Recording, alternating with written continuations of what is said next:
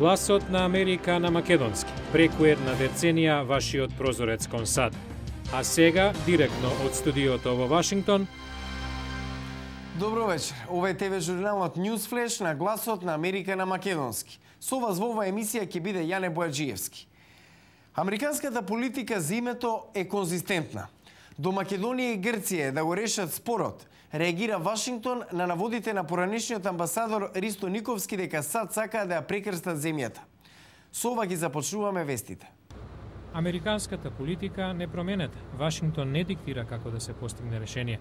Ова е коментарот на Стейт Департментот на наводите на советникот за меѓународни односи на председателот Ѓорги Иванов, Ристо Никовски, дека САД не се стратешки партнер на Македонија и дека вршат притисок земјата да се прекрсти и обезличи. Американската политика е мощна и конзистентна, а тоа е дека е до Македонија и Грција да ги разрешат нивните разлики околу прашањето за името. Ги потикнуваме обете страни да бараат можности како да тргнат напред. Ова не е ситуација во која еден добива, друг губи. Ниту амбасадорот Ригер, ниту пак кој да е друг американски официјален представник некогаш се има обидено да диктира како тоа треба да го сторат. Рече портпаролот на Стейт Департментот Марк Тонер на прашање на Гласот на Америка на вчерашниот брифинг.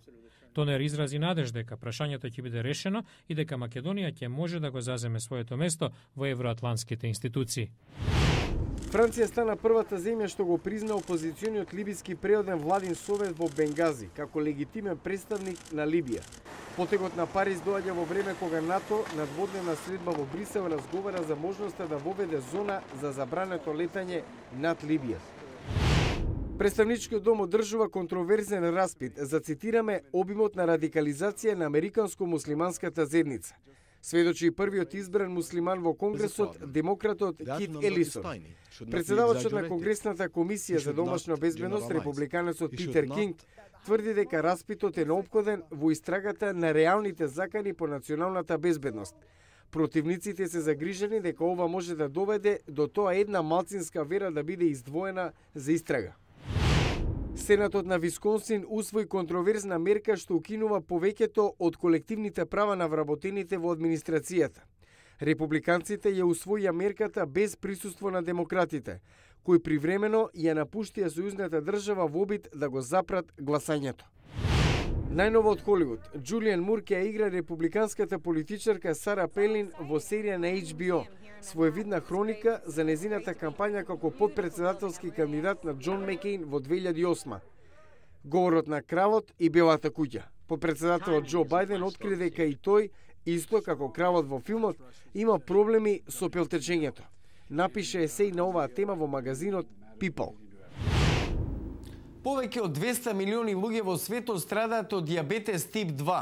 Сериозна и потенцијално фатална состојба што го ограничува телото да го претвори шекерот во крвта во енергија. Ново генетско истражување покажува дека барем за некои луѓе може да се предвиди дека се во ризик да добијат ваков вид на шекерна болест. Дијабетисот подеднакво ги погаѓа луѓето во богати и во сиромашни земји. Статистиката на Светската здравствена организација е дека 80% од смртните случаи поврзани со дијабетис се во држави во ниски и средни примања. Фактори за добивање на дијабетис од типот 2 се возраста и прекомерната телесна тежина. Дополнителен фактор е семејната историја. Доктор Айра Голдфайн со колегите од Универзитетот на Калифорнија вршил истражување на ДНК на лица со и без дијабетис. Пронајдовме важен протеин, како и дека тој е дефектен кај дијабетичари. Генот што го создава тој протеин е наречен HMGA1. Протеинот е важен бидејќи е рецептор на инсулинот, му помага да се прикачи на клетки од црниот дроб и да го претвори шекерот во енергија.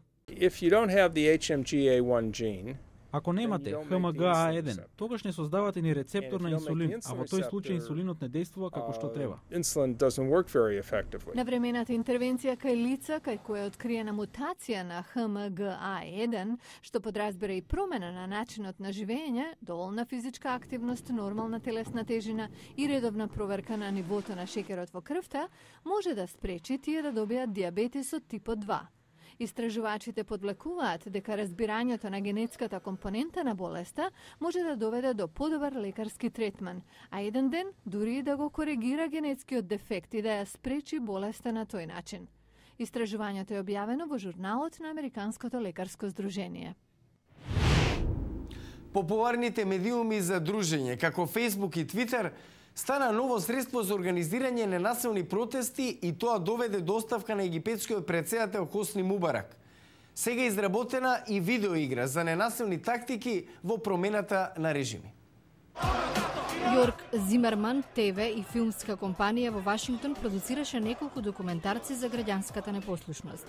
Според режисерот Стив Јорк, еден од најпопуларните е симнувањето на диктаторот за поранешниот југословенски претседател Слободан Милошевиќ.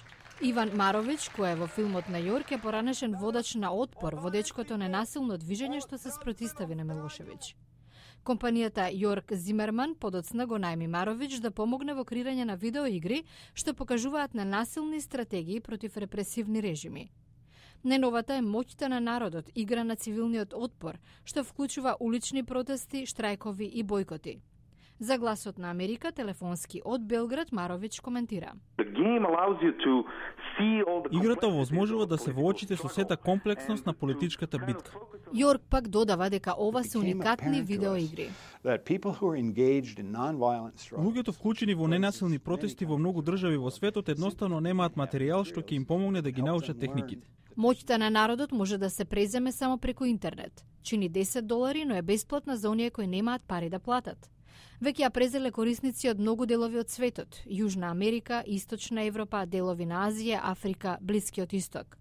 Во моментов има само една верзија на англиски јазик, но компанијата најавува дека наскоро ќе може да се користи на арапски, фарси, руски и шпански. Утре во Newsflash. Довидување Discovery. Space Shuttle слета за последен пат и од сега ќе мами погледи во музеј. Гледате утре во Newsflash. Го гледавте Newsflash на Гласот на Америка на македонски. Јас сум Јане Бојаджиевски од студиото во Вашингтон. За најнови содржини посетете ја нашата веб страница glasnaamerika.com. Пријатна вечер. Се гледаме.